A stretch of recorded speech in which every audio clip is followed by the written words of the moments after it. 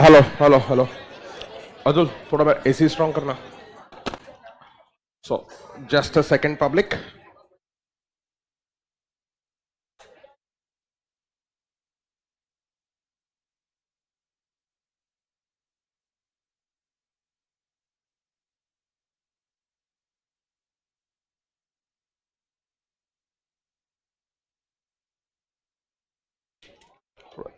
गर्म हो रहा है स्ट्रॉन्ग कर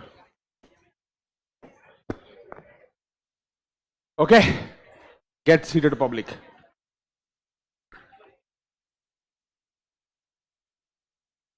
चलिए शुरू हो जाता है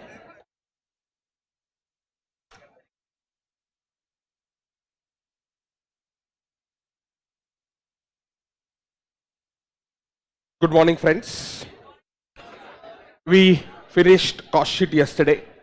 We are starting off with a new chapter today, material cost. A chapter might sound very easy, but if you prepare on your own, it will take about 3-4 hours because there are a lot of unwanted things. So if we make it together, we can finish it off in about 1 hour's time. So let's kickstart with this. So I made a quick synopsis of what is content of the chapter and some few questions. I'll be sharing them on Telegram, Ekatvam Academy. There is a channel on Telegram. The link might be given there in the description of the YouTube or I don't know, whatever. So yesterday's file of cost sheet, both the files I have shared. There will be 2 files for each chapter. One is the concept and the other is the questions. So without wasting a time, let's kickstart. So yesterday we understood that there is a direct cost and there is an indirect cost. If a cost can be linked easily to a cost object, it is going to be called as what? Direct cost. So first, what we are going to understand in this chapter is a direct material. Not about indirect material. Indirect material is going to be called as a overheads. All indirect costs are overheads. So what is a direct cost? Or what is a direct material? Materials, the cost of which can be directly attributable to the end product, to the finished product. ये end product को हम क्या बोलते हैं बच्चों? I want a reply. इसको बोलते हैं cost object. Finished product बोल रहे हैं. So we call it as a cost object. So if we can link a cost to the cost object in economically feasible way, मतलब without wasting too much of time, you should be easily able to link a cost to cost object. बहुत बार ऐसा होता है कि cost can be linked to a cost object, but after spending a hell lot of time. Now that is not direct cost. It is going to be a indirect cost. Take an example. In case of Ekatvam, what are the cost object? I say 11th standard, 12th standard, foundation, inter, final are cost object. Or within that even let's say each subject becomes a cost object. 11th accounts, 11th maths, like that, 12th account, 12th maths, foundation subjects. Imagine electricity that we use in a classroom. Can it be linked to the individual cost object? Very difficult. But if I decide I can, like what, one person will be there in front of the meter. Before we start 11th accounts class, he notes down how much is units.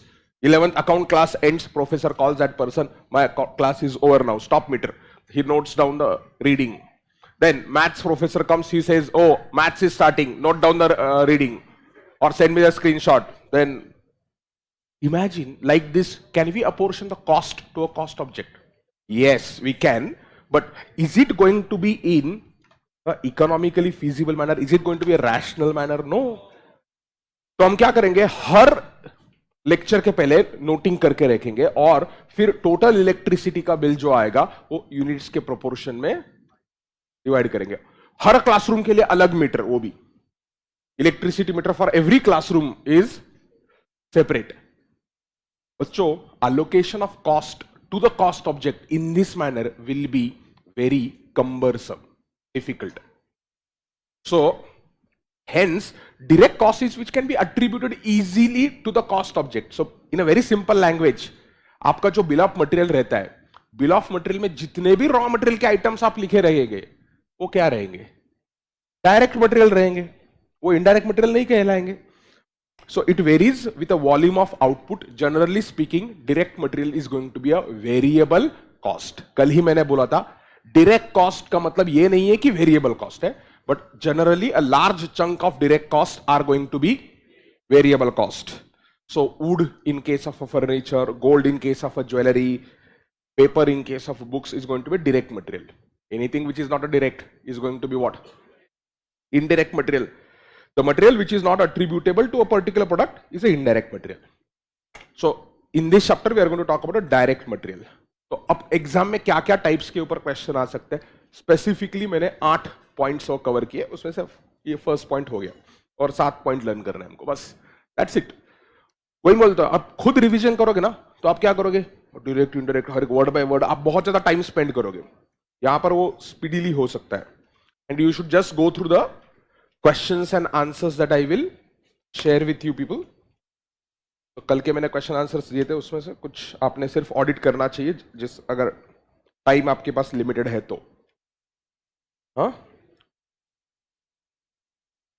Public इतना illiterate है कि उसको समझ रहे कहां पे दिया. मैंने 4 बार कल भी बोला था, आज भी लेक्चर के शुरुआत में बोला, यूट्यूब के वीडियो के नीचे डिस्क्रिप्शन में टेलीग्राम चैनल का लिंक रहेगा एक तो एकेडमी का, उस लिंक पे जाके क्लिक करके टेलीग्राम चैनल पे जाके सब्सक्राइब करिए. वहां पर आपको फाइल्स में कहीं ना कहीं तो दिखता होगा.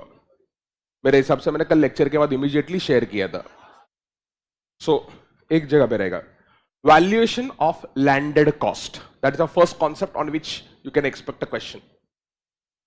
Whenever you purchase a material we have to calculate effective price of a material to be entered in receipts column of stores laser.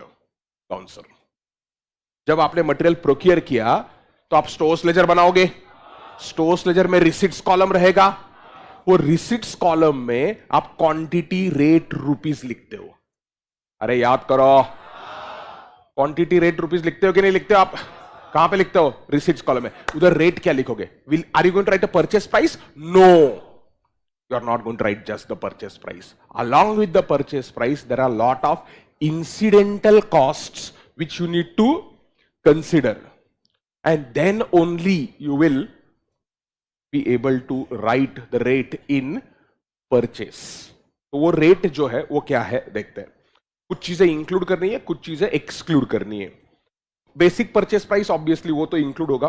This is valuation of landed cost और मटेरियल रिसीव्ड. परचेस प्राइस ठीक है. Add insurance charges. ये कौन सा insurance होगा बच्चों? Transit insurance. बच्चों goods एक बार वेयरहाउस में आ गए तो वेयरहाउस में या स्टोर्स में जो मटेरियल रहता है उसका भी इंश्योरेंस लिया जाता है. That insurance is a period cost. That insurance is not a product cost. तो वेयरहाउस में जो माल है उसका इंश्योरेंस आप नहीं कंसिडर करोगे. मैं तुमको नोटिंग करने के लिए मतलब बोलना चाहिए सुबह सुबह, दिमाग नहीं चलता तुम्हारा. Transit insurance is different. Warehouse के अंदर जो गुड्स है उसका इंश्योरेंस अलग है. Commission and brokerage if any you paid to a broker. या नॉर्मल रियल लाइफ में जब आप गुड्स इंपोर्ट करते हो तो एक कमीशन, कस्टम्स का एक एजेंट अपॉइंट किया जाता है, CHA बोलते हैं. कस्टम्स में हैंडलिंग करता है गुड्स का पोर्ट पे. तो CHA का जो कमीशन होता है वो कमीशन आप यहां पे इंक्लूड करोगे. फ्रेट जो भी है वो भी इंक्लूड किया जाएगा. कंटेनर, हाँ no this is important. Cost of container. अगर आपके सप्लायर ने मटेरियल कंटेनर में भेजा है, कुछ पैकिंग के अंदर भेजा है, तो कंटेनर की कॉस्ट इंक्लूड की जाएगी if it is not returnable. Then only cost of container will be treated as part of landed cost. Container का कॉस्ट कुछ समझा क्या? अगर कंटेनर रिटर्नेबल है तो then it is not a cost, assuming you are going to return it back. हाँ, लेकिन ऐसा होता है सप्लायर ने आपको कंटेनर के साथ मटेरियल भेजा, कंटेनर के चार्जेस लगाए 100 रुपीज पर पैलेट. तो जो रहता है उसको पर कंटेनर, माय मिस्टेक, पर container 100 rupees per container. Supplier बोलता है तुम एक हफ्ते में इसको वापस कर सकते हो, वापस किया तो 80 रुपीज पर कंटेनर आपको क्रेडिट मिलेगा, रिफंड मिलेगा। आपकी कॉस्ट कितनी बन गई? 20 रुपीज पर कंटेनर आपकी कॉस्ट बन गई। तो container you will consider as a cost only if it is not returnable. Wastage due to normal reasons, during a transit normal loss हो सकता है। नॉर्मल लॉस की वजह से आप क्या करोगे? बाकी गुड्स का प्राइस क्या करोगे? इंफ्लेट करोगे। कैसे? वो नीचे मैंने लिखा है अलग से, नॉर्मल लॉस इंपॉर्टेंट है इसलिए। Duties and taxes for which no input credit is available. If input credit is not available it will become cost. अब एग्जाम में देते नहीं है तो आपको अज्यूम करना है, if it is a GST input credit is available by default. If it is a custom duty, you have to assume input credit is not available for CA exams. GST आ गया तो input yes, और customs आ गया तो no input credit. So depending on logically question में देना चाहिए, ये मैंने आपको पहले एक्सप्लेन किया था मेरे हिसाब से उस टाइम पे। अभी assumption देना चाहिए इंस्टीट्यूट ने। तो कस्टम ड्यूटी हम इंक्लूड करेंगे प्रोडक्ट के कॉस्ट में। अब बोले सर डिस्काउंट का क्या होता है? गुड्स जब परचेस किए तो परचेस के टाइम पे ही जो डिस्काउंट दिया है सप्लायर ने, वो डिस्काउंट तो ऑलरेडी माइनस होके ही आपका क्या आएगा? Purchase price will be after trade discount. The discount given at the time of purchase, this is which price? After trade discount. But आप अगर टाइम के पहले पेमेंट करते हो सप्लायर को, तो उसके लिए भी सप्लायर आपको डिस्काउंट दे सकता है। उस डिस्काउंट को क्या बोलते हैं हम? Cash discount. Cash discount is not going to be excluded, remember that. क्यों? It is a finance income, it is other income directly credited to profit and loss account. So what I am saying, cash discount is ignored, मतलब minus नहीं करना है, इसलिए मैंने लिखा ही नहीं कहीं पे, क्योंकि ऐड ही नहीं किया तो माइनस क्यों कर रहे हो ना। Cash discount is going to be ignored. मैंने आप बोले सर प्लस माइनस किधर भी नहीं लिखा। अरे ससुरे लिखू क्यों? अगर मैंने उसको ऐड ही नहीं किया है कैश डिस्काउंट को, तो माइनस क्यों करूं? सो इंश्योरेंस चार्जेस हमने ऐड कर लिया, कमीशन ऐड कर लिया, फ्रेट इनवर्ड ऐड कर लिया, कंटेनर का कॉस्ट आ गया, wastage due to normal reasons, that is normal loss. Normal loss की वजह से हम कॉस्ट क्या करेंगे बच्चों? इंफ्लेट करेंगे। कैसे? Have patience. टैक्सेस ऐड करेंगे, कौन से? जिसका इनपुट क्रेडिट नहीं है। क्या चीजें माइनस करनी है? डिस्काउंट, रिबेट, सब्सिडी, वो मैंने लिखा trade discount. Trade discount minus करना है। रिबेट अगर आपको कुछ मिल रहा है या गवर्नमेंट से कुछ डिस्काउंट है तो आप क्या करोगे? उसको माइनस करोगे। This is only for trade discount, not a cash discount. अगर आपने ऊपर purchase price already after trade discount लिया है तो वापस माइनस मत करना, मतलब दो बार माइनस मत करना। ऊपर का परचेस प्राइस अगर आपने विदाउट डिस्काउंट लिया तो डिस्काउंट माइनस करो, ठीक है। Duties and taxes for which credit is available, उसको माइनस करने का। कब माइनस करने का? If added above in purchase price. For example purchase price था 130 रुपया पर यूनिट, उसके ऊपर 10% जीएसटी था 13 रुपए का। 130 प्लस 13 143 अगर आपने ऊपर कंसिडर किया है तो नीचे जाके 13 रुपया माइनस करो। अगर आपने ऊपर ही लेते टाइम पे 130 लिया है तो नीचे वापस जीएसटी माइनस मत करना, डबल डिडक्शन हो जाएगा। डबल डिडक्शन नहीं मिलेगा, समझा ना। तो बेसिकली क्या बात करनी है, इनपुट टैक्स क्रेडिट अगर अवेलेबल है तो वो कॉस्ट का पार्ट नहीं बनेगा, otherwise it will become a part of cost. Penalties and charges are excluded, अगर आपने ऊपर ऐड किए होगे तो उनको एक्सक्लूड करना। तो इसलिए मैंने क्या लिखा है, डिडक्शन लिखा है, ऑब्लिक क्या लिखा है मैंने, एक्सक्लूजन। एक्सक्लूजन मतलब एक्सक्लूड करना, माइनस मत करना। ये क्यों एक्सक्लूड किया, लॉजिक बोलो बच्चों। एबनॉर्मल कॉस्ट है, all abnormal costs are never going to become product cost, they are going to be period cost। ये जो मटेरियल कॉस्ट है ना बच्चों, ये लैंडेड कॉस्ट क्या है बोलो, अरे रिस्पॉन्स चाहिए। Landed cost is a product cost to be included in the valuation of inventory.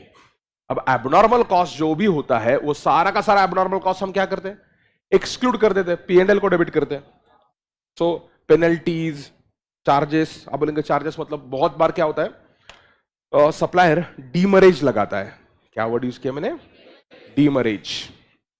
डीमरेज मतलब आप गुड्स इंपोर्ट किए तो जो शिपिंग कंपनी रहता है वो आपको उसका कंटेनर जो रहता है, बड़ा बड़ा कंटेनर, वो 24 आवर्स तक के लिए फ्री देता है. Generally speaking there might be certain ports और agencies which may provide it for more than 24 hours, but normal thumb rule क्या है?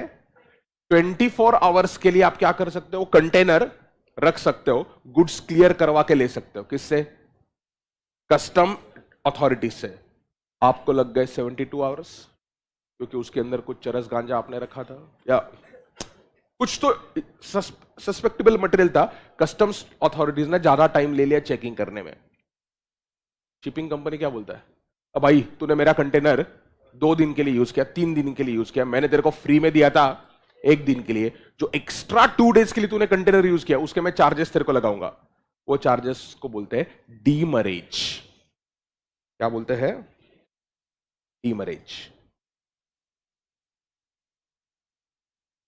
सो ये डीमरेज क्या है? It's like a penalty impose by whom? Shipping company for delay in unloading the goods. मैंने thumb rule क्या बोला? All abnormal cost are going to be excluded, they are not going to become part of your cost. तो demurrage को क्या करोगे बच्चों? Include करोगे या एक्सक्लूड करोगे? एक्सक्लूड करना मतलब माइनस नहीं करना कि ऊपर ऐड नहीं किया, नहीं तो तुम नीचे less demurrage, you are over. Penalties and charges, exclusions लिखा है मैंने. Other expenses not borne by us, obviously. If you are not bearing expenses, why will we include? So unloading charges, yes, obviously they will be considered as a part of what? Landed cost. Transit insurance मैंने ले लिया, tax ले लिया. Clear है आपको? ये सारे items जो है उनका हम टोटल लिखा लेंगे. टोटल निकाल के हम क्या करेंगे? Landed cost. That is cost incurred to bring inventory to its current location and condition. Whatever cost you are incurred to bring inventory to current location and condition, we will consider. समझा गया? वो पूरे cost को हम landed cost कहेंगे. But बहुत बार ऐसा होता है कि during transportation there is a normal loss, या during storage you are expecting normal loss. तो क्या करोगे आप?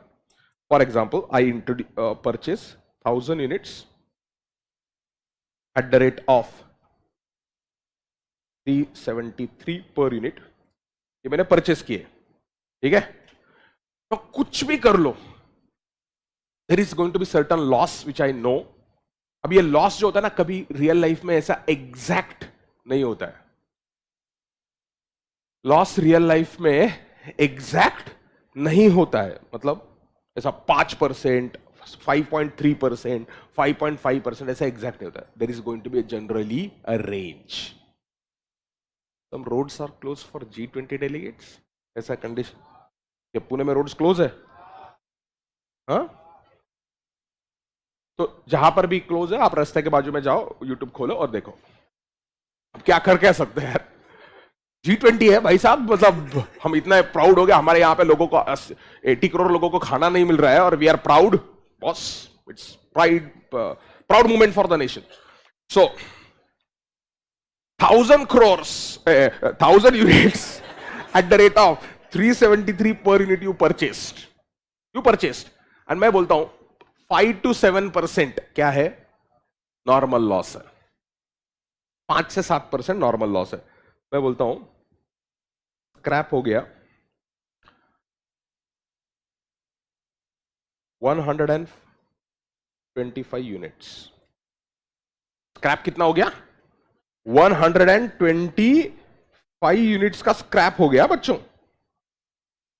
सुन लो, रीसेल वैल्यू और sale value of a scrap. Sale value of scrap is ₹31 per unit. Normal loss का परसेंटेज मैंने कितना बोला? 5 to 7% के बीच में लॉस हुआ तो हम क्या बोलेंगे उसको? नॉर्मल लॉस बोलेंगे. Find landed cost per unit. Check करते हैं. Normal loss is going to be spread over other units. Let me see whether you can do it. कर लो, गलत गए तो भी चलता है, जल्दी लेकिन स्पीड के साथ चाहिए. YouTube public chat box type करना.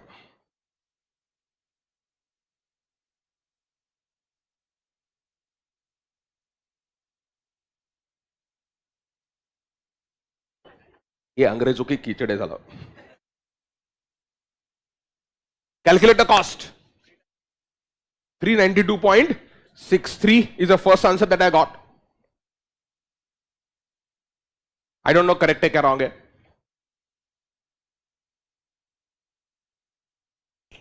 Landed cost per unit.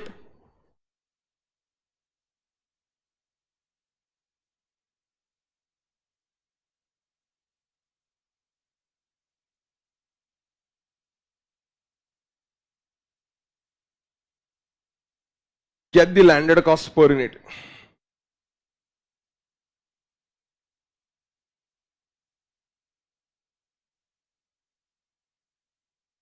G20 delegates को अपने इस एरिया में भी लेके आना, थोड़ा रोड अच्छे हो जाएंगे.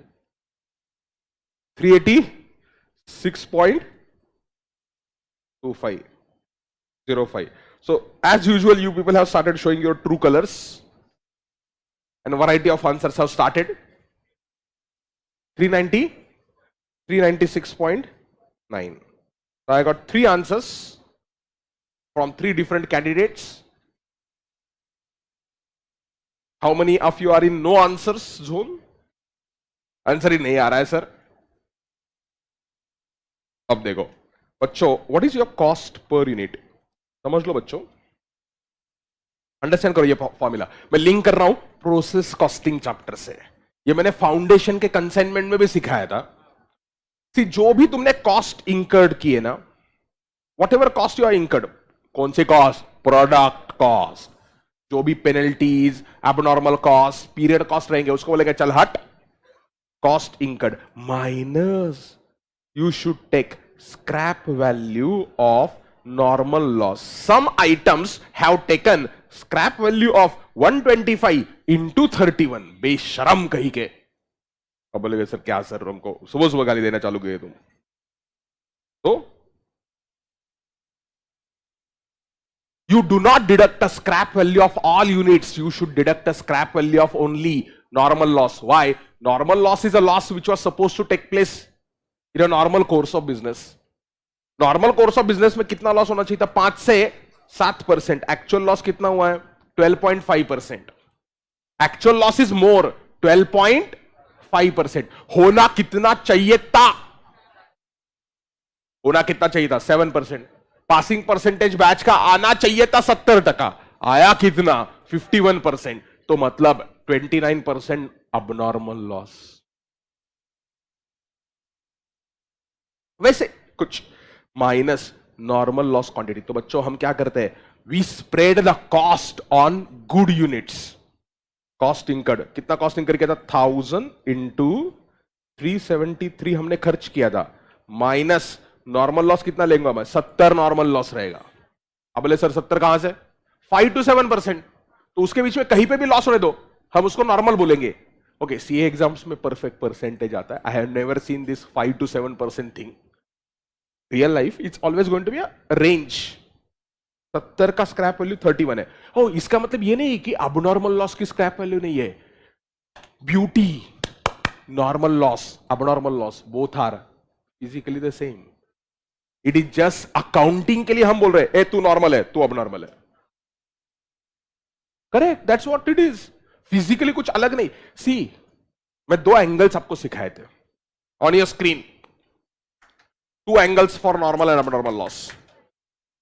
2 एंगल, 2 बच्चे. पहला बच्चा, a loss in excess of normal loss is a abnormal loss. This is angle 1 which we are using, right?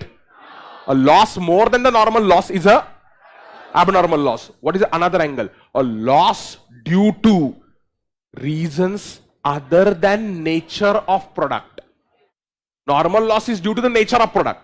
If a loss takes place due to fire, theft, कोई भी प्रोडक्ट का nature generally fire, theft नहीं रहता है. Petrochemicals के case में हो सकता है फायर, थेफ्ट नहीं होता. Theft is never a natural reason of any product. Any product is नहीं, मैं तो चोरी करने के लिए पैदा हुआ हूं, नहीं. So loss due to reason other than nature of product is abnormal loss. Right now it was what, ऊपर का जो था 125 minus 70 is abnormal loss. Cost of abnormal loss is debited to costing P and L. 1000 minus 70, तो हम क्या करेंगे, 3,73,000 minus ये कितना आता है 2170 अपॉन 930 इज इक्वल टू 398.74. वाह रे वाह पिंकी बेशरम. सुबह सुबह इधर बेशरम, सुबह सुबह माती खाते हैं. 7 बजे सुबह एक भी आंसर सही नहीं है तीनों में से.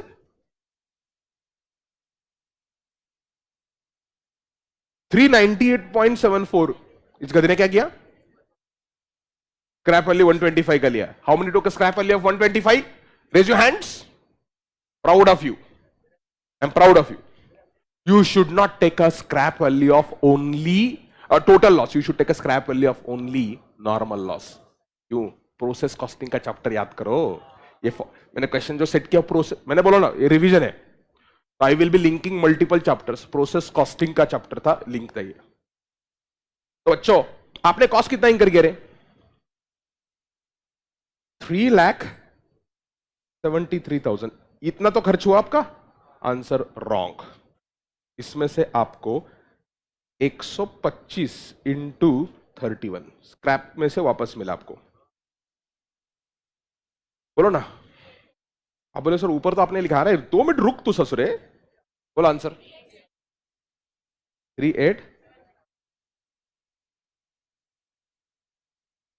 3,69,125. सच में अगर बोलूं तो आपके जेब से इतना गया, आपके जेब में इतना आया, है ना. तो इतना आपका नेट कॉस्ट है कि नहीं? या मैं ठीक से नहीं लिख रहा हूं, तुम समझ लो. नेट कॉस्ट है. अब उसमें से हम क्या बोलेंगे, कॉस्ट ऑफ इन्वेंट्री. अज्यूम करो अभी तक कुछ भी यूज नहीं हुआ. इन्वेंट्री में कितना रह सकता है? 930 नहीं. इन्वेंट्री में रहेगा आपका, फिजिकली मुझे बोला आपके पास कितना रहेगा? 875 के ऊपर आपको आपके पास रह ही नहीं सकता. आप बोलेंगे कैसे नहीं रह सकता सर, लॉस है ना. तो इन्वेंट्री में अगर 875 रहा तो उसकी हम इफेक्टिव कॉस्ट निकालेंगे 398.74. वो डिजिट्स के हिसाब से थोड़ा सा फर्क आएगा आंसर में. 348 897. ठीक है. अबनॉर्मल लॉस का कॉस्ट कितना होगा? अबनॉर्मल लॉस 125 नहीं है गधे. अबनॉर्मल लॉस इज 125 था ना टोटल लॉस. उसमें से 70 आपका नॉर्मल लॉस गया. Abnormal loss is also valued at cost per good unit. बोलो. 21,930. टोटल लो दोनों का. मैच नहीं होना चाहिए. हाँ मैच नहीं होना चाहिए, मालूम है मुझे, क्योंकि एबनॉर्मल लॉस का स्क्रैप वैल्यू माइनस करना है ना मुझे उसमें से. 2 मिनट रुक ना. It should not match. Obviously match होगा क्या? नहीं. क्यों? ये एबनॉर्मल लॉस को ग्रॉस रेट पे वैल्यू किया मैंने. इसमें से एबनॉर्मल लॉस की स्क्रैप वैल्यू भी आएगी. एबनॉर्मल लॉस कितना तुम्हारा? 125 माइनस 70 कितना था? 55. 55 इंटू 398.74. सॉरी 398 नहीं था. 55 का कितना था? 31.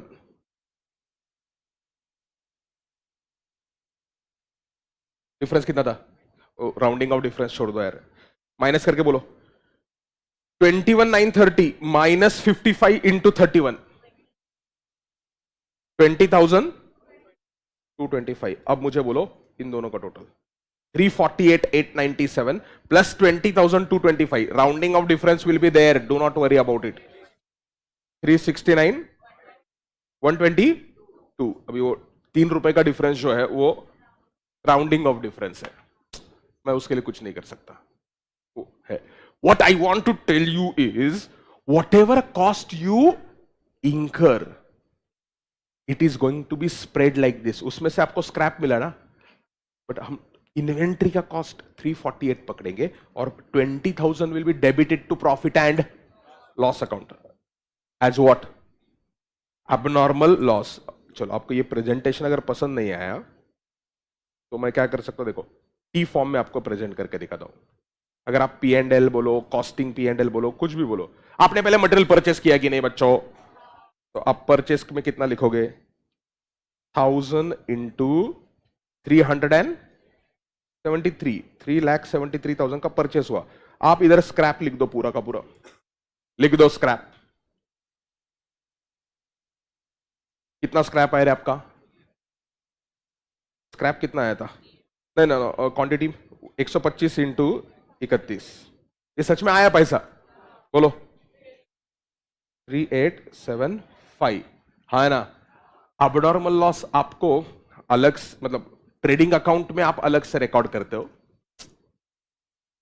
और उसको पीएनएल को ट्रांसफर करते हो. अभी मैं एक ही बना रहा हूं, ट्रेडिंग पीएनएल अलग अलग बना रहा हूं क्या? इसमें सिर्फ मैं लिखूंगा क्लोजिंग स्टॉक. क्लोजिंग स्टॉक में आपके पास 1000 में से 125 तो चले गए, रहेंगे कितने? 875 विल बी वैल्यूड एट, किधर गया? 398.74. बोलो. 348,897. ये आपका क्लोजिंग स्टॉक रहेगा. बच्चों, अबनॉर्मल लॉस ऑटोमेटिकली डेबिट हो गया. अब बोले किधर डेबिट हो गया अबनॉर्मल लॉस? देखो ना तुम, ये डेबिट माइनस दिस क्रेडिट, ये स्टॉक में है आपका, ये क्लोजिंग स्टॉक में अभी है. वो क्या हो जाएगा? धीरे धीरे इश्यू हो जाएगा. इश्यू होके हर एक जॉब को 398 के हिसाब से मटेरियल का कॉस्ट चार्ज हो जाएगा. देखो ना डिफरेंस, देखो इसका, इसका डिफरेंस एग्जैक्ट 20,225 रहना चाहिए. तो वो एबनॉर्मल लॉस है. आप बोले सर दिख नहीं रहा है लेकिन एंट्री में, वो इसलिए दिख नहीं रहा है क्योंकि मैंने सिर्फ पी एंड एल बनाया. तुम अगर परचेस ट्रेडिंग अकाउंट में दिखाओगे तो फिर वहां से बाय अबनॉर्मल लॉस नीचे लेके आओ. इट्स ओके, समझा गया? What I want to tell you, effective cost is calculated like this. Process costing chapter. Effective cost is cost incurred minus scrap value of only normal loss. Majority of you made a mistake. You took a scrap value of all units.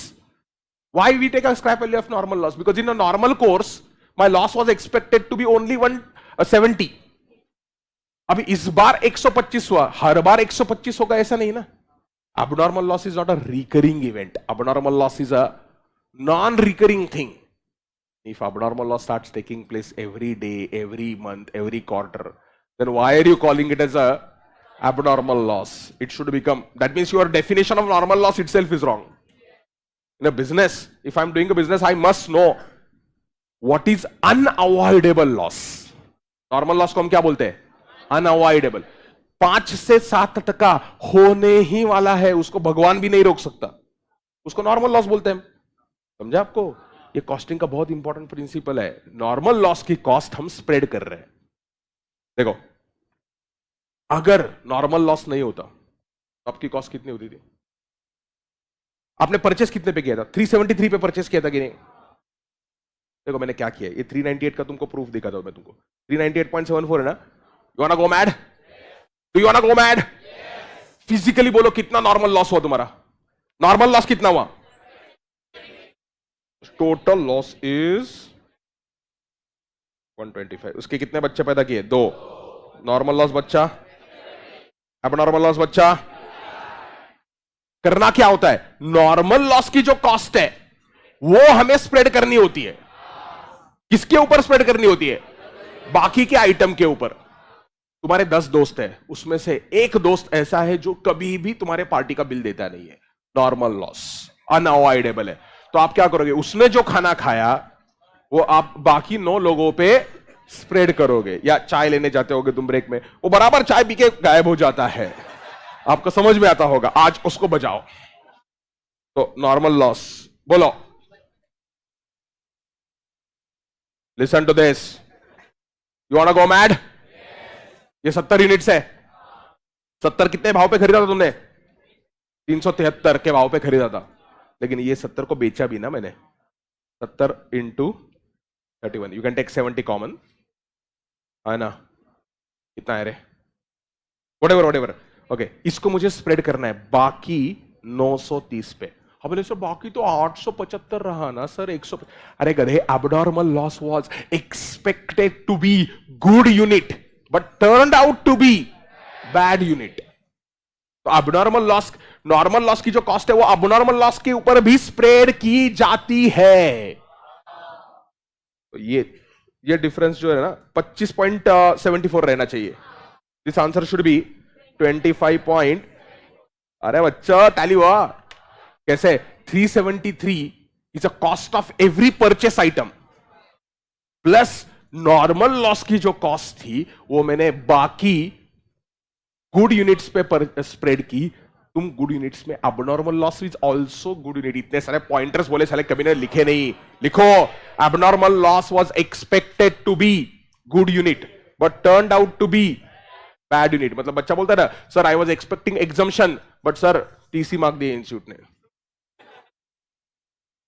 तो वैसा you are expecting to pass but institute made you cry. सुबह सुबह तुमको परेशान करूंगा ना, मतलब obviously. ये क्या आ रहा है बीच में, फैन है क्या वो? सो 25.74, हैव यू गॉट इट? तो हमने स्प्रेड किया, normal loss abnormal loss clear है क्या सबको? तो देखो 25.74 हमने स्प्रेड कर लिया, यही कॉन्सेप्ट है। अब नॉर्मल लॉस एबनॉर्मल लॉस के इतने अलग अलग नाम देते ना इंस्टीट्यूट, कभी उसको वेस्ट बोलते हैं, कभी स्क्रैप बोलते हैं, कभी स्पॉइलेज बोलते हैं, कभी डिफेक्टिव बोलते हैं, कभी ऑब्सोलेसेंस बोलते हैं, कुछ भी बोलो treatment same he, treatment is same. तो वही तो मैंने अभी ट्रीटमेंट लिखा। तो क्या ट्रीटमेंट है बच्चों? Loss of material. कितने बच्चे पैदा किए लॉस ऑफ मटेरियल के? 2। कौन से? नॉर्मल लॉस, एबनॉर्मल लॉस, 2 बच्चे पैदा हुए। नॉर्मल लॉस को हम क्या बोले? अनअवॉइडेबल है। क्यों अनअवॉइडेबल है? नेचर ऑफ गुड्स की वजह से हो रहा है वो। Abnormal loss is avoidable. अब बोले सर कैसे अवॉइड करें इसको? By taking insurance. इंश्योरेंस मिल सकता है आपको उसका। बच्चों एबनॉर्मल लॉस के 2 एंगल्स थे, loss in excess of normal loss, और दूसरा एंगल क्या था? Loss due two reasons other than nature of goods और प्रोडक्ट और व्हाटएवर यू वांट टू से। ये मैंने 1000 बार एक्सप्लेन किया है। नॉर्मल लॉस, इसको क्या करेंगे बोलो?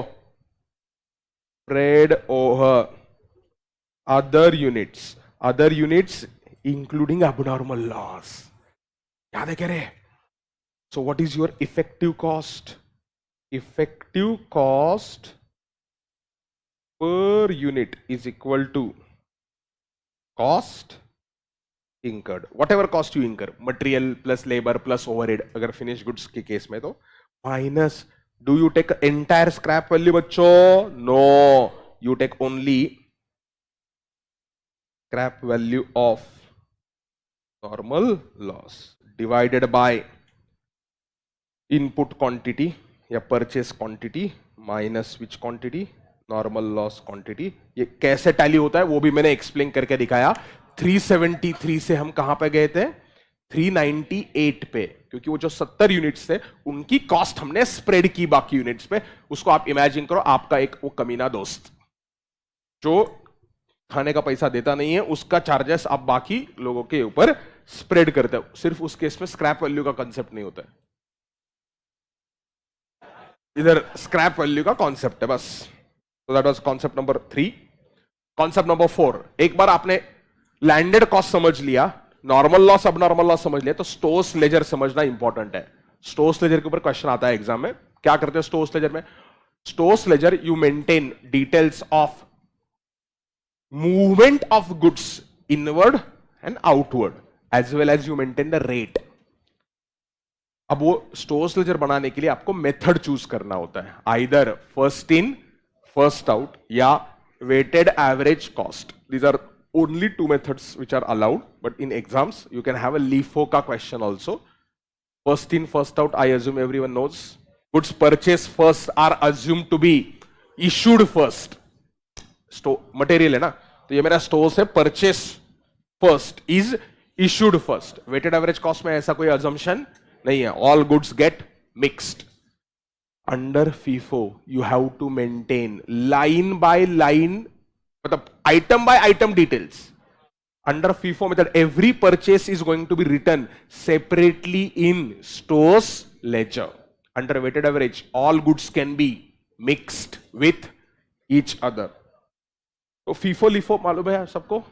वो एक्सप्लेन करने की जरूरत है, डायरेक्ट स्पेशल पॉइंट्स पे जा सकता हूं. क्वेश्चन में आपको पढ़ना है परपेचुअल मेथड या पीरियोडिक मेथड. परपेचुअल मतलब after every transaction you are making a record. Periodical मतलब directly at the end of the month, end of the year, end of the quarter, you are doing a valuation of inventory. So perpetual is every transaction. Record every transaction. Periodic मतलब at the end of the period. मतलब it is not after every transaction. Directly at the end of the period you do the valuation of inventory. Which one are you going to follow if nothing is given in the question? Perpetual. By default assumption exam में आपको करना है perpetual का. So this is default assumption. याद आ रहा है stores ledger? अब stores ledger में कुछ स्पेशल आइटम्स होते हैं. रिटर्न, पहले दो अलग अलग टाइप के रिटर्न होते हैं, वो समझ लो. एक है return from stores to supplier और दूसरा होता है return from shop floor to stores. इसमें कंफ्यूज मत होना. रिटर्न टू सप्लायर, सप्लायर मतलब स्टोर्स में माल था, वो डिफेक्टिव निकला या एक्सेस निकला या whatever the reason, we are giving it back to whom? Supplier. That is one.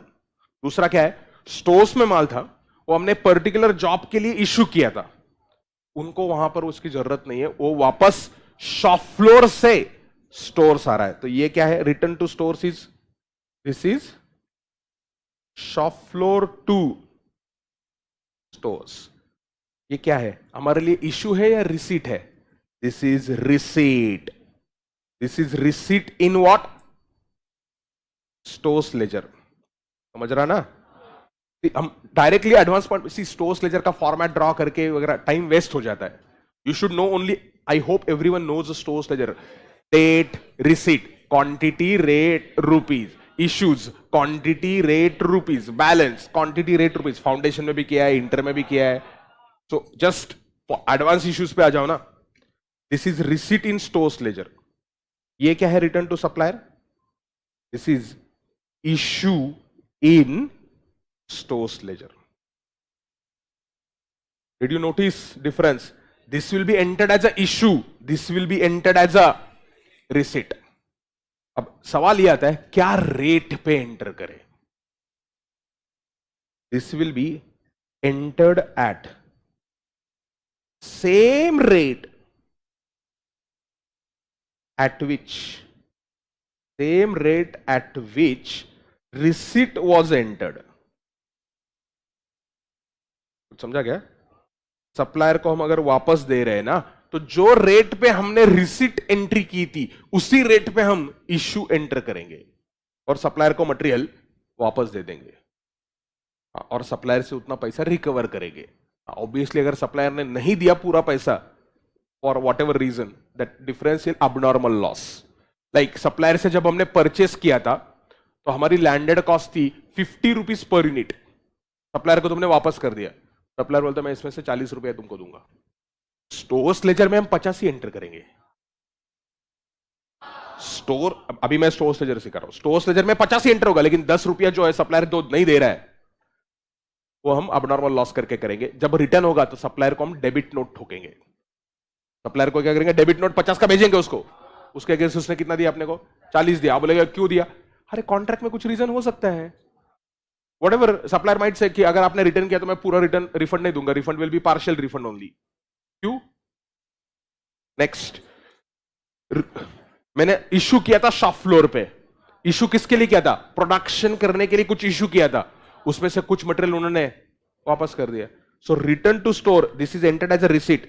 Eight what rate?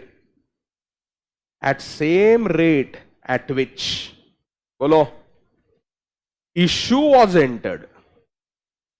Issue जो रेट पे एंटर हुआ था ना, उसी रेट पे हम क्या करेंगे?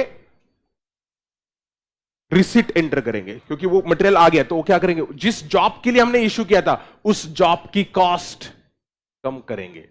उस जॉब की कॉस्ट कम करेंगे, क्योंकि अब उस जॉब से मटेरियल वापस आ गया. Transfer from one job to another job. हमने मटेरियल इशू किया था जॉब नंबर 1567, वहां से ट्रांसफर हुआ जॉब नंबर 2319. तो क्या करेंगे? स्टोर्स लेजर में no entry, no entry in stores ledger. क्यों? स्टोर्स में मटेरियल आया नहीं. मटेरियल कहां पे गया? दूसरे जॉब पे गया. तो क्या होगा? Entry will be in a WIP ledger. WIP का हर एक जॉब का अलग अलग लेजर अकाउंट होता है. तो हम क्या करेंगे? Debit the job which received the material and credit the job which sent the material और ट्रांसफर्ड द मटेरियल. तो entry in respective job account. I hope you understood. हाँ, सबसे इंपॉर्टेंट, स्टोर्स लेजर बनाते टाइम पे कभी कभी ससुरा बोलता है शॉर्टेज हो गया. कभी कभी ससुरा क्या बोलता है? शॉर्टेज हो गया. अभी वो शॉर्टेज क्या हो सकता है? Can be either normal loss और can be a abnormal loss. Can be normal loss, can be abnormal loss. अगर नॉर्मल लॉस है तो आप क्या करोगे? Inflate the rate. क्या बोलता हूं मैं? इंफ्लेट रेट. एबनॉर्मल लॉस है तो क्या करेंगे हम? Treat it as issue. ये एग्जांपल देके एक्सप्लेन करता हूं. Treat it as issue at ongoing rate. क्या बोला मैंने? At ongoing rate. Let me explain what do I mean by ongoing rate, क्योंकि आपकी याददाश्त उतनी नहीं होगी. देखो, ये आपको क्या दिख रहा है? Receipt, issue, balance. ये क्या है रे आपका? Stores ledger. विजुअलाइज कर पा रहे हो? Online public, I hope you are able to visualise. 25 June आपका बैलेंस था 600 यूनिट्स क्वांटिटी है एट द रेट ऑफ 18. बोलो, 10,800 का वैल्यू है. एक ही लाइन है. मैं पहले इजी क्वेश्चन ले रहा हूं, उसके फिर बाद में बचाता हूं. पहले इजी लेता हूं. तो तुम्हारे पास माल कितना था? 600 यूनिट थे 18 के भाव पे. 30 जून को तुमने स्टॉक टेक किया और निकले 540 यूनिट. तुम्हारे स्टोर्स के हिसाब से होने, लेजर के हिसाब से होने चाहिए 600, और हो कितने गए? 540. 60 यूनिट गायब. अब वो 60 यूनिट आप नॉर्मल ट्रीट करोगे या अबनॉर्मल ट्रीट करोगे? ये क्वेश्चन में देना चाहिए. Depending on what question gives, answer will change. Let's say question says it is normal loss. It is. तो फिर क्या करना है? इश्यू में 60 एंटर करना है आपको, लेकिन अमाउंट, रेट कुछ भी एंटर नहीं करना है. If it is a normal loss, it is going to be spread over other units. Just show 60 quantity gone from what? 60 quantity gone from stores. Balance कितना दिखाओगे? 540. 540 is a balance that you are going to show. Cost will remain same as what? 10,800. but per unit cost क्या होगी आपकी? बढ़ गई. कितनी हो गई per unit cost? 20.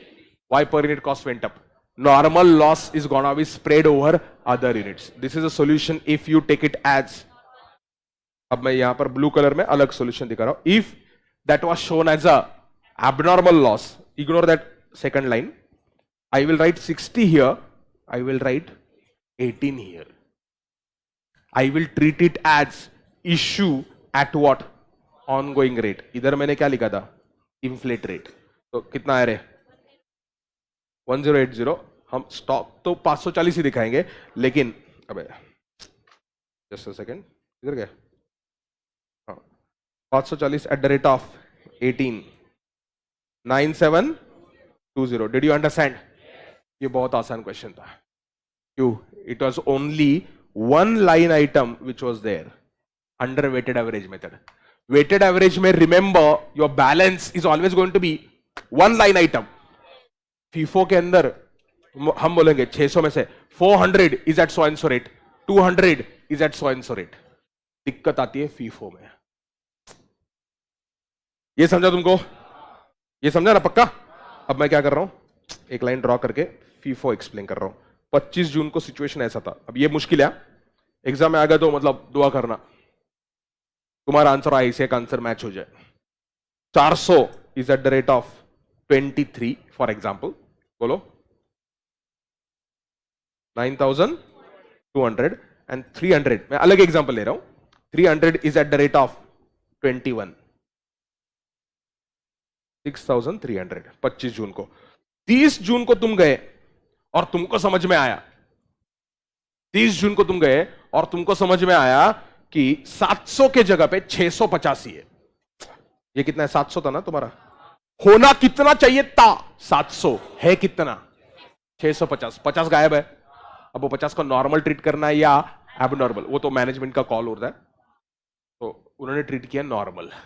अब दिक्कत क्या है? As per FIFO goods purchase first are issued first. तो जो फर्स्ट लाइन है वो पहले परचेस किया रहता है, सेकंड लाइन बाद में परचेस किया रहता है. तो अभी आपको 50 तो गायब करने का है. 50 नॉर्मल लॉस है तो डैश डैश आएगा.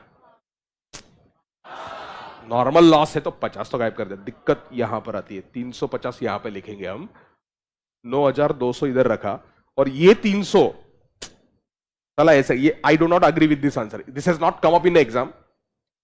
9200 अपन 350 26 point. I don't agree with this answer personally but I have no choice. क्या करूं? हम क्या कर रहे हैं मालूम है? We are adjusting normal loss only on the first lot and not on second lot. FIFO में ये प्रॉब्लम है. फीफो में अगर आपको लॉजिकली क्या होना चाहिए, मैं आपको बोलूं लॉजिकली आंसर क्या होना चाहिए. You should spread it over both. That 50 you should spread in the ratio of 4:3. ये क्वेश्चन अभी तक आया नहीं ना आईसीए के मॉड्यूल में. इन्होंने एक दो बार एग्जाम में आया है शॉर्टेज का क्वेश्चन, लेकिन दोनों, एक में फीफो था लेकिन उसमें 2 लाइन नहीं थे, एक ही लाइन था. एबनॉर्मल लॉस में प्रॉब्लम नहीं आता. ये एबनॉर्मल लॉस में क्योंकि रेट इंफ्लेट नहीं करना है, तो आप आइदर ऐसा आंसर दे सकते हो या ये 50 को आप 4:3 के प्रोपोर्शन में माइनस करने का, अमाउंट उधर उतना ही रखने का, और ये क्वांटिटी क्या आएगा. दूसरा आंसर बोलो क्या है? 4:3 में स्प्लिट करो 50 को. 28.57. तो 400 में से 28.57 माइनस कर 371.43. और दूसरा कितना आएगा? 300. वो 300 में से बाकी का माइनस करना 278.57. समझा क्या? मैंने क्या किया? 50 का क्वांटिटी 4:3 के रेशियो में स्प्रेड किया और उतना माइनस किया. बिकॉज फिजिकली लॉस किसमें से हुआ, किसके बाप को मालूम है यार?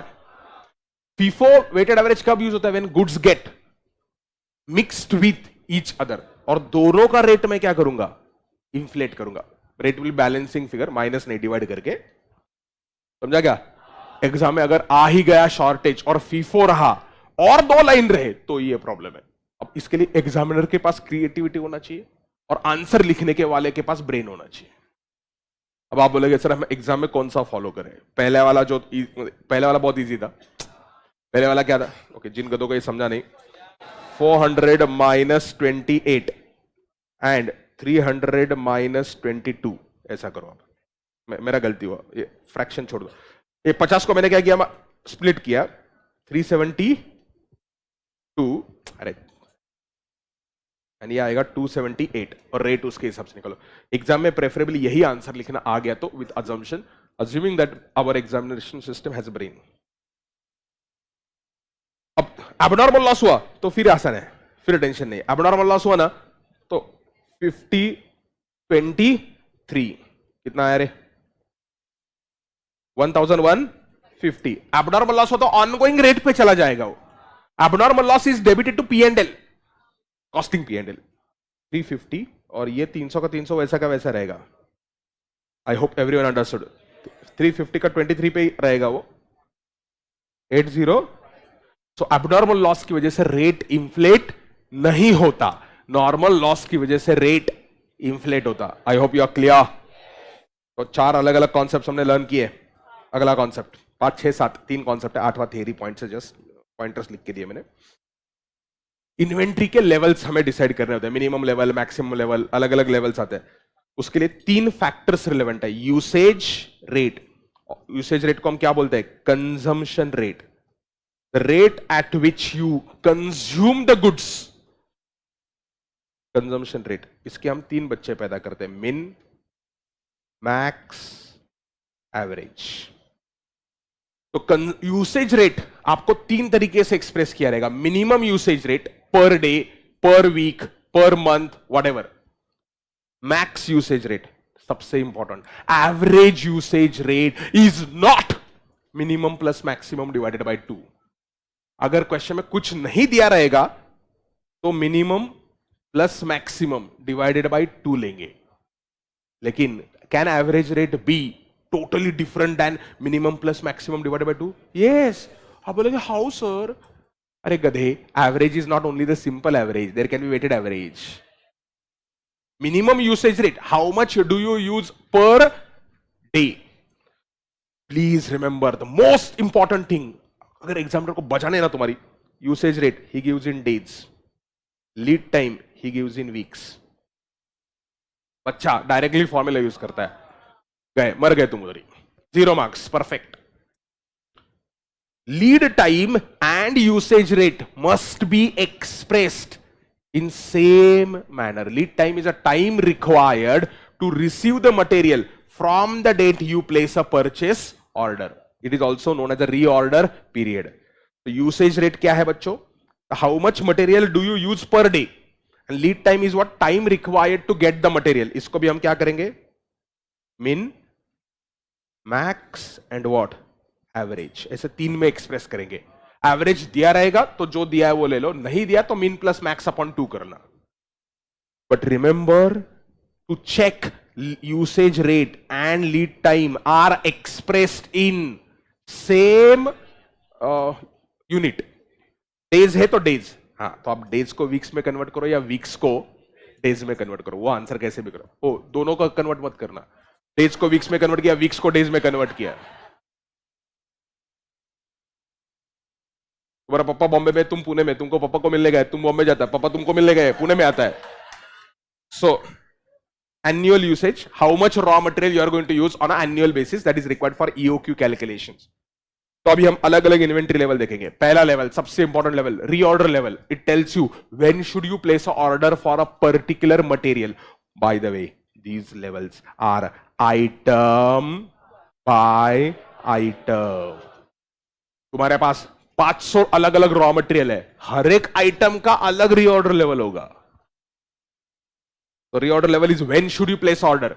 Answer is very simple, you should place a order when you have enough stock to cover maximum possible consumption during lead time. I repeat the word, when should you place a order? You should place an order when you have maximum stock with you to take care of consumption during lead time. But plus आप safety stock भी रख सकते हो। तो ये क्या है? Max consumption rate into max lead time, reorder period, plus safety stock. Plus safety stock क्यों किया रे मैंने? उसके एडिशन में हमें कुछ बफर स्टॉक रखना है, तो उसको हम क्या बोलते हैं? सेफ्टी स्टॉक और buffer stock. See, maximum lead time and maximum usage rate, remember there is a problem in the word maximum. This is not, maximum का मतलब ये नहीं है इससे ज्यादा कभी हो ही नहीं सकता। ये मैक्सिमम लीड टाइम और मैक्सिमम यूसेज रेट जो है ना, वो तुम्हारे ऑर्डिनरी कोर्स ऑफ बिजनेस में, ऑर्डिनरी कोर्स में मैक्सिमम 7 दिन लगते हैं सप्लायर को मटेरियल भेजने में, max. What if there is a flood? What if there is a strike at supplier's location? What if there is a terror attack? What if there is a lockdown? What if the traffic jam nature? But so can there be some abnormal event due to which supplier is not able to supply within 7 days? Yes. For that abnormal event, you keep something called as what? Safety stock. I'm expecting a question on safety stock for May 23. मैंने नीचे safety stock दिया है. Safety stock का calculation कैसे करते हैं? I hope we have done the questions on safety stock calculation. Safety stock calculate किया जाता है. चलो ये रीऑर्डर लेवल का क्वेश्चन आ गया तो उसमें सेफ्टी स्टॉक दिया रहेगा. अगर दिया रहेगा तो क्या करोगे आप? ऐड करोगे. ये दूसरा फॉर्मूला देखना मत, वो नीचे से आएगा ऑटोमेटिकली. तो रीऑर्डर लेवल का क्या मतलब था? When should you place a order? Order should be place when you have max possible consumption. Maximum possible consumption कितना हो सकता है? याद करो, मैंने आपको स्पीडोमीटर फ्यूल मीटर का एग्जांपल दिया था. आपके गाड़ी में रिजर्व कब लगता है? पेट्रोल पूरा खत्म होने के बाद या पहले लगता है? पहले लगता है. क्यों पहले लगता है? So that you have time to refuel it.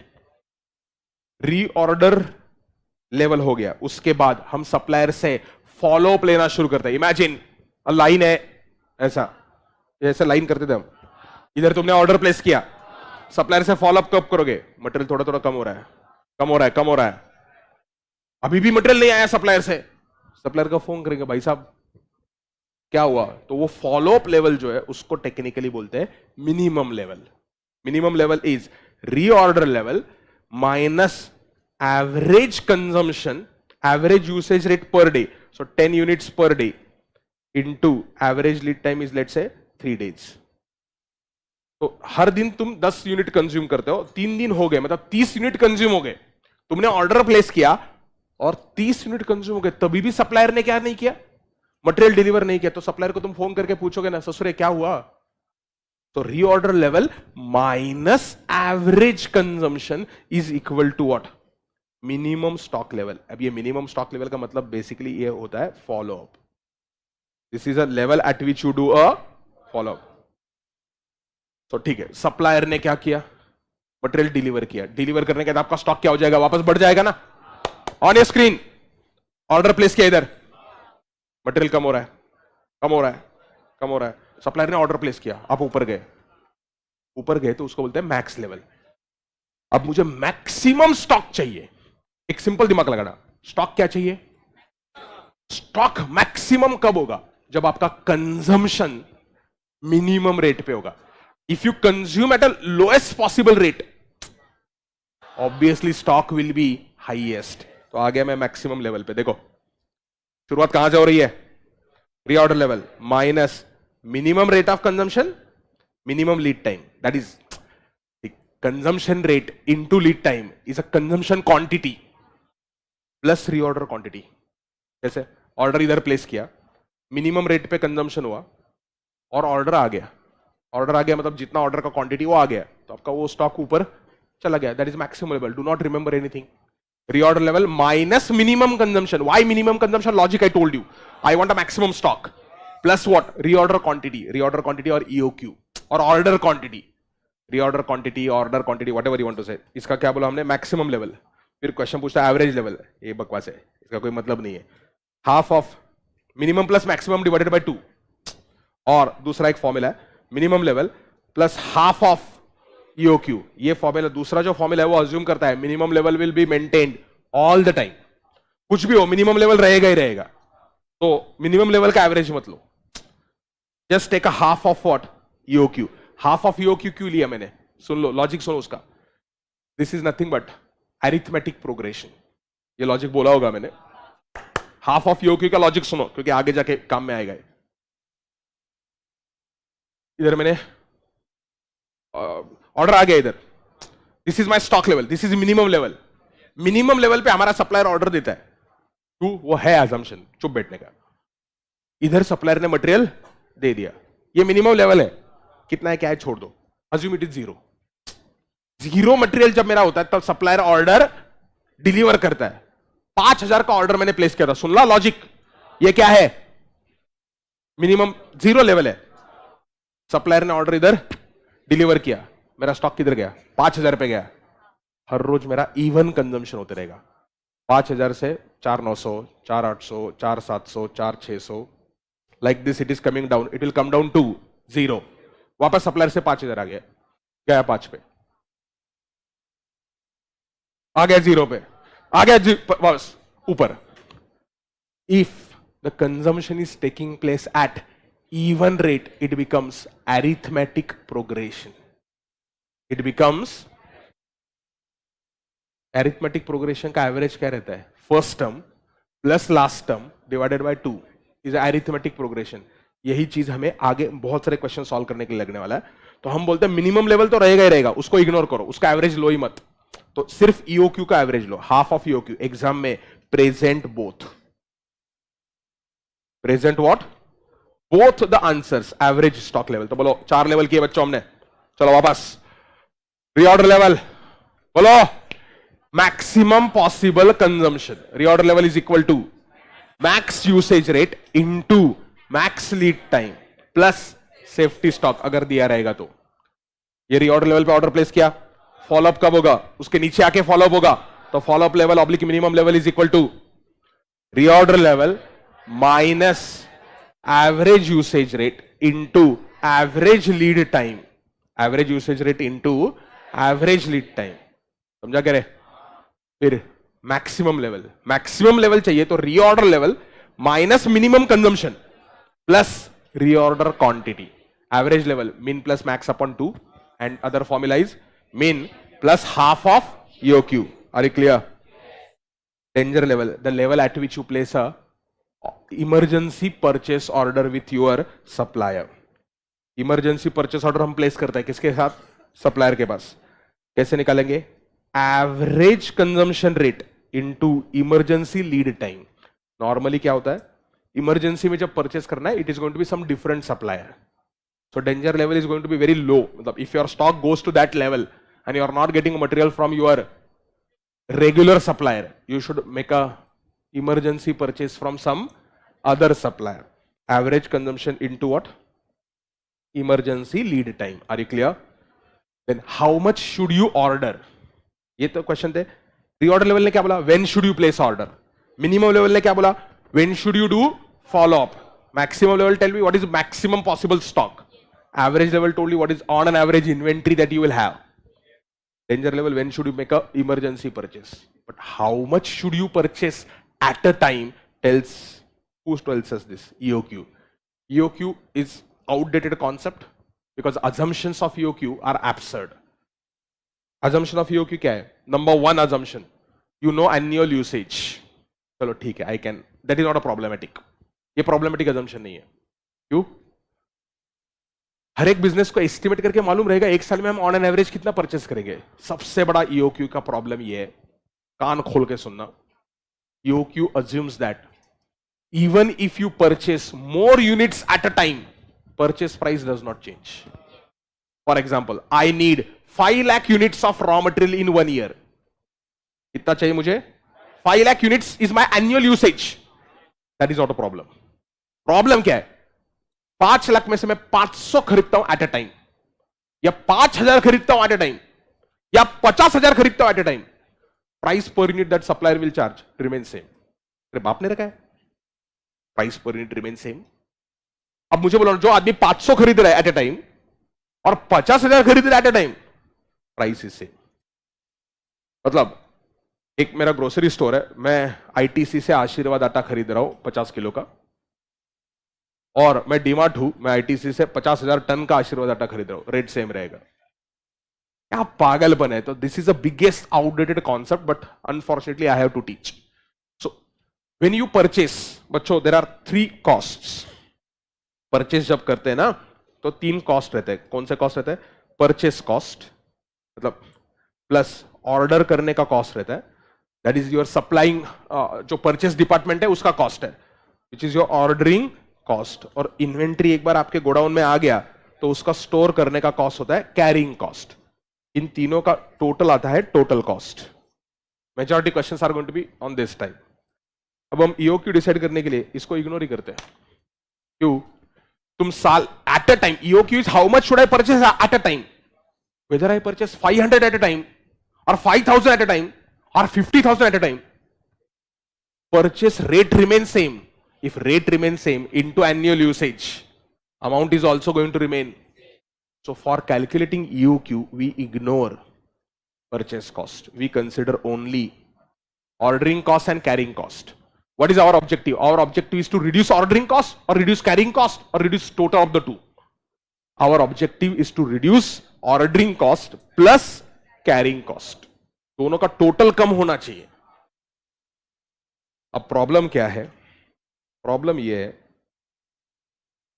यहां पर एक्स एक्सिस पे मैंने लिया order quantity. If I increase order quantity, number of orders come down and my ordering cost comes down. But as order quantity increases, average inventory that I keep increases. This is carrying cost. And then we draw a graph of total cost. ये सब कुछ bullshit है. क्यों? Ordering cost is never ever fixed per order. इनके बाप ने रखा था ऑर्डरिंग कॉस्ट पर ऑर्डर. अरे कौन से जमाने में बच्चों को सिखा रहे हो यार? Ordering cost is never fix like अ पर ऑर्डर कॉस्ट. एक ऑर्डर का इतना कॉस्ट रहता है. ये क्वेश्चन में दिया रहता है इसलिए तुम ले रहे हो. ऐसा पर ऑर्डर कॉस्ट नहीं होता है. ये मुगल आजम के जमाने के कॉन्सेप्ट है. बिकॉज जाने दो, पास होने के लिए करना है. अभी अपना रिवीजन का ऑब्जेक्टिव है. सो ये आपका है टोटल कॉस्ट. ये आपका क्या है? Total cost. Our objective is to keep total cost lower. Total cost is lower when there is a intersection of ordering cost and carrying cost. This is a point at which total cost is lowest. ये point हम derive करते हैं through this equation. EOQ is equal to under root of 2 into annual usage into ordering costs per order divided by carrying cost, cost of carrying inventory per unit per annum. Carrying cost per unit per annum, right? This assumes that there is no discount. This assumes that there is no discount. कुछ समझा क्या? अगर discount आया तो आपको change करना पड़ता है, एक स्टेटमेंट बनाना पड़ता है.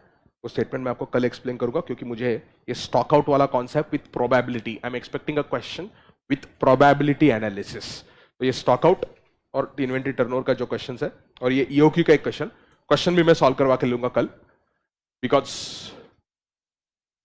वो क्वेश्चन 10 मार्क का मेरे को चांस लग रहा है. इस बार टैक्स नहीं डिफिकल्ट होगा, अकाउंट कॉस्टिंग लॉ ज्यादा चांस मुझे अकाउंट या कॉस्टिंग में से लग रहा है, क्योंकि लॉ की इसके पहले 2 बार बजा के रखी थी. इधर भी बजाने दो, तुम डरो मत. सो अगर बजाने का है, प्रोबेबिलिटी वाला क्वेश्चन आएगा, कल हम करेंगे इसको ईओक्यू के ऊपर. ईओक्यू का नहीं है वो, स्टॉक आउट के ऊपर. टुमारो